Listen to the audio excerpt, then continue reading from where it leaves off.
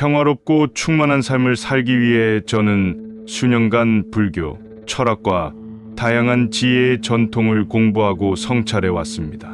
이 여정은 매우 개인적이고 변화된 여정이었으며 비슷한 길을 걷고 있는 다른 사람들에게도 공감을 불러일으킬 수 있기를 바라며 저의 깨달음과 경험을 공유하고자 합니다. 관계의 본질.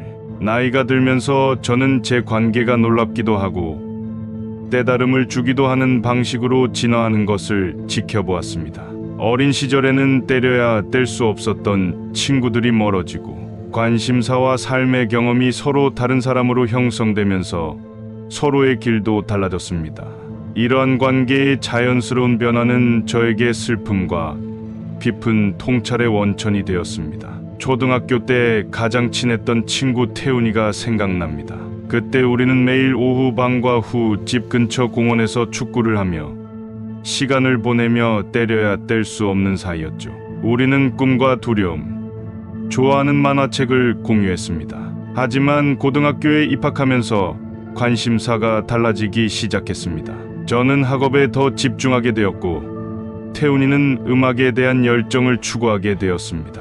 매일 나누던 대화는 점차 주 단위, 월 단위로 바뀌었고 길에서 마주치면 공손히 고개를 끄덕이는 지인에 불과한 사이가 되었습니다. 수년 동안 여러 친구들과 반복된 이 경험을 통해 저는 애착의 본질과 관계에서 균형의 중요성에 대해 깊이 생각하게 되었습니다. 자존감과 행복감을 위해 타인에게 전적으로 의존하거나 아무도 필요하지 않다고 확신하며 스스로를 완전히 고립시키는 등 극단 사이를 오간 적이 있다는 것을 깨달았습니다. 20대 초반의 커리어에 너무 집중하느라 모든 인간관계를 소홀히 했던 때가 생각납니다. 저는 장시간 일하고 사교 활동은 거의 하지 않았으며 독립심에 대한 자부심이 강했습니다. 하지만 스스로 강요한 고립은 저를 공허하고 채워지지 않는 느낌으로 만들었습니다. 반면에 20대 후반에 제 정체성 전체를 집어삼키는 연애를 했던 시기가 있었습니다. 저는 제 자신의 목표와 욕구를 잊고 오직 상대를 기쁘게 하기 위해 존재했습니다. 그 관계가 끝났을 때 저는 마치 제 자아 전체를 잃어버린 것처럼 느꼈습니다. 이러한 경험을 통해 저는 균형을 찾는 것이 중요하다는 것을 깨달았습니다. 건강한 관계란 서로 주고받는 관계, 타인과 나 자신에 대한 소속감에 춤을 추는 것이라는 것을 이해하게 되었습니다. 이제 저는 친구와 사랑하는 사람들의 곁에서 그들을 응원하고 기쁨과 슬픔을 함께 나누기 위해 노력합니다. 하지만 제 자신의 정체성을 유지하고 제 자신의 관심사와 목표를 추구하기 위해서도 노력합니다. 예를 들어 저는 친한 친구들과 정기적으로 저녁 식사를 하며 서로의 안부를 묻고 응원하는 시간을 갖습니다. 하지만 저만의 취미와 개인적인 성장을 위한 시간도 반드시 확보하고 있습니다. 최근에 그림을 그리기 시작했는데 이젤 앞에서 보내는 조용한 시간은 사교적인 시간만큼이나 저에게 소중합니다. 이러한 균형은 제 인간관계의 새로운 깊이와 풍요로움을 가져다 주었습니다. 제 자신을 돌볼 때 다른 사람들에게 더 존재감을 드러내고 도움을 줄 수 있다는 것을 알게 되었습니다. 그리고 제 자신의 정체성과 관심사를 유지함으로써 인간관계에 더 많은 것을 가져와 더 역동적이고 충만한 관계를 만들 수 있습니다. 소유하지 않고 만족하기. 비소유의 개념은 제가 평화와 성취를 향한 여정에서 가장 도전적이면서도 보람을 느꼈던 원칙 중 하나였습니다. 성공과 행복을 물질적 소유와 동일시하는 사회에서 자란 저는 이 개념을 이해하고 받아들이는데 오랜 시간이 걸렸습니다. 처음으로 고액 연봉을 받는 직장에 취직하던 날을 기억합니다. 저는 새 차, 디자이너 옷, 최신 기기 등 살 수 있는 모든 것을 꿈꾸며 황홀경에 빠져 있었습니다. 그리고 한동안은 새로운 물건을 살 때마다 설렘으로 가득했습니다. 하지만 곧 이 행복이 덧없다는 것을 깨달았습니다. 제 차는 그저 이동수단에 불과했고 디자이너 옷은 등에 걸친 천에 불과했으며 최신 기기는 신기함이 사라진 후 사용하지 않는 경우가 많았죠. 이러한 깨달음을 통해 비소유의 개념을 더 깊이 탐구하게 되었습니다. 물질적인 것에 대한 애착과 점점 더 많은 것을 축적하게 만드는 욕망의 의문을 품기 시작했습니다. 쉽지 않은 과정이었죠. 저는 불안감과 두려움에 시달렸습니다. 이런 것들이 없다면 나는 누구인가? 다른 사람들이 나를 어떻게 생각할까? 하지만 점차 소유물에 대한 집착을 내려놓으면서 이전에는 느껴보지 못한 자유로움을 경험했습니다. 더 이상 필요 없는 물건들을 기부하면서 생활 공간을 정리하기 시작했습니다. 물건을 하나씩 버릴 때마다 어깨의 무게가 한결 가벼워지는 느낌이 들었습니다. 물건보다는 경험에, 지위 상징보다는 관계에 더 집중하기 시작했습니다. 한 가지 특별한 경험이 기억에 남습니다. 저는 고가의 시계를 사려고 저축을 하고 있었고, 그것이 제 성공의 상징이 될 것이라고 확신하고 있었죠. 하지만 마지막 순간에 저는 그 돈을 시골 마을로 봉사 여행을 떠나는 데 사용하기로 결정했습니다. 그 경험에서 얻은 기쁨과 성취감은 시계가 줄 수 있는 어떤 만족감보다 훨씬 컸습니다. 이러한 관점의 전환은 완전한 비소유가 오히려 완전한 소유로 이어진다는 역설적인 깨달음으로 이어졌습니다. 소유에 대한 집착을 버리니 모든 것을 더 온전히 즐길 수 있다는 것을 알게 되었습니다. 땅을 소유할 필요를 느끼지 않고도 자연의 아름다움을 감상할 수 있었습니다. 벽에 걸지 않고도 예술 작품을 즐길 수 있었습니다. 레스토랑에서 셰프의 주방 장비를 부러워하지 않고도 식사를 즐길 수 있습니다. 그렇다고 제가 아무것도 소유하지 않거나 금욕적인 삶을 사는 것은 아닙니다. 저에게는 여전히 필요한 물건이 있고 단순히 즐기는 물건도 있습니다. 하지만 제 행복과 자아는 더 이상 이런 소유물에 얽매이지 않습니다. 저는 단순함 속에서 만족을 찾았고 물질적 풍요로움이 줄 수 없는 삶의 풍요로움을 발견했습니다. 무집착의 중요성. 무집착을 이해하고 실천하는 것은 내면의 평화를 향한 제 여정의 초석이 되었습니다. 이 개념은 물질적 소유를 넘어 인간관계, 생각, 심지어 자아에 대한 감각까지 포괄하는 개념입니다. 저는 저를 둘러싼 세상과 제 안의 무상함을 깨닫게 되었습니다. 내 생각, 감정, 관계, 환경 등 모든 것은 끊임없이 변화하는 상태입니다. 그 어떤 것도 영구적인 것처럼 붙잡으려는 시도는 고통으로 이어질 뿐입니다. 저는 직장을 잃었을 때 특히 힘들었던 시기를 기억합니다. 처음에 저는 망연자실했습니다. 제 정체성이 경력과 너무 밀접하게 연결되어 있었기 때문에 경력이 없으면 상실감을 느꼈죠. 몇 주 동안 불안과 우울증에 시달리며 이전의 자아에 집착하려고 필사적으로 노력했습니다.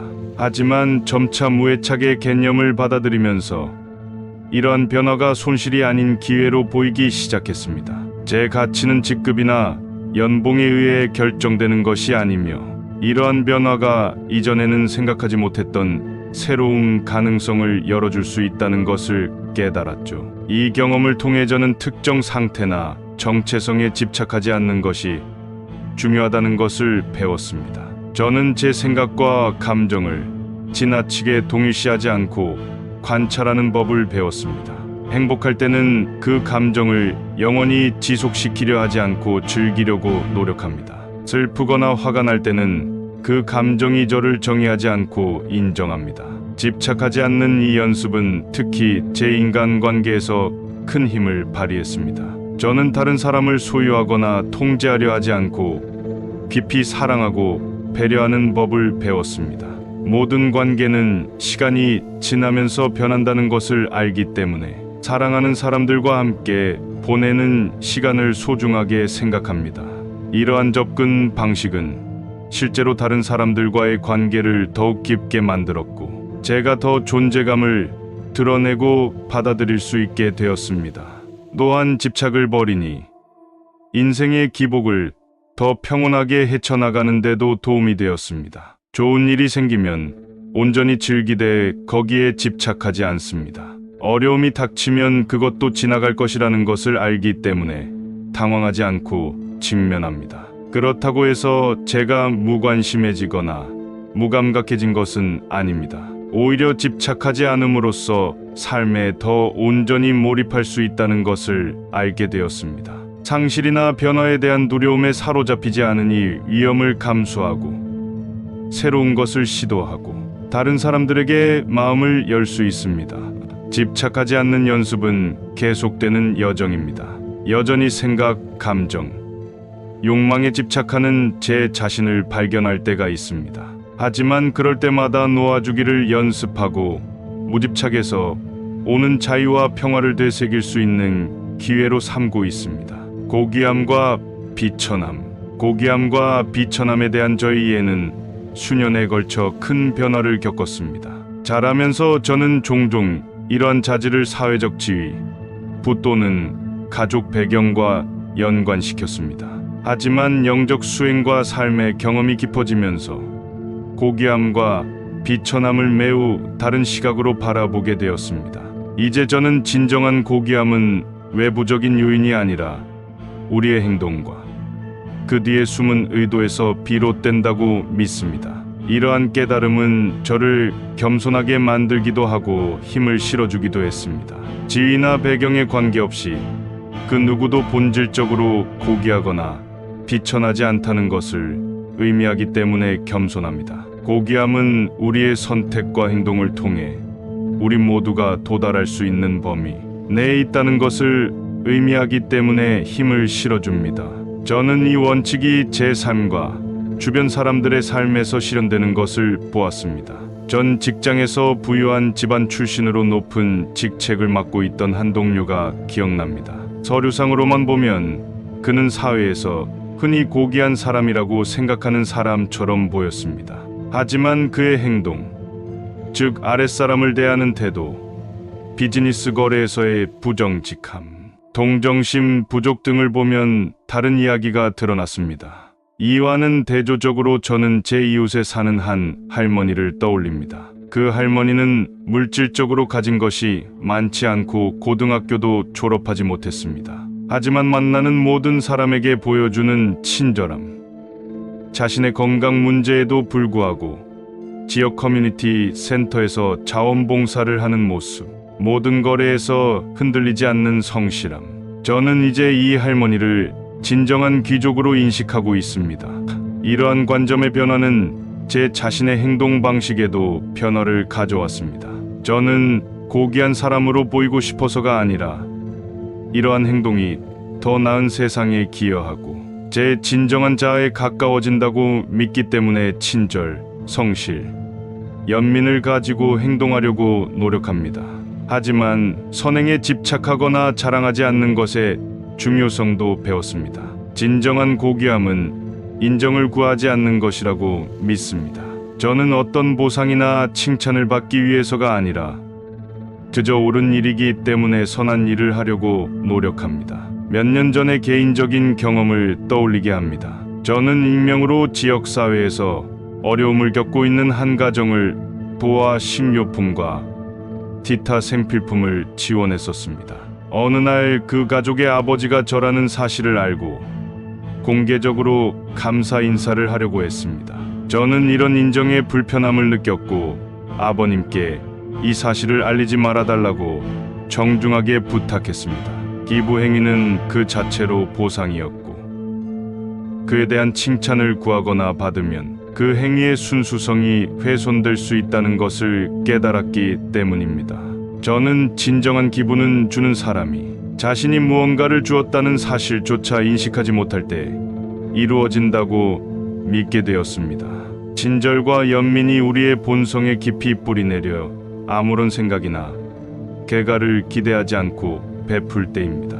이것이 바로 제가 꿈꾸는 상태, 즉 선행을 숨 쉬는 것처럼 자연스럽고 눈에 띄지 않는 상태입니다. 이러한 관점은 제 삶의 평화와 목적의식을 가져다 주었습니다. 더 이상 다른 사람들이 제 지위나 배경을 어떻게 인식할지 걱정하지 않습니다. 대신 저는 제 행동과 의도를 통해 고귀함을 기르는 데 집중하는 한편 행동의 결과에 대한 집착을 버리려고 노력합니다.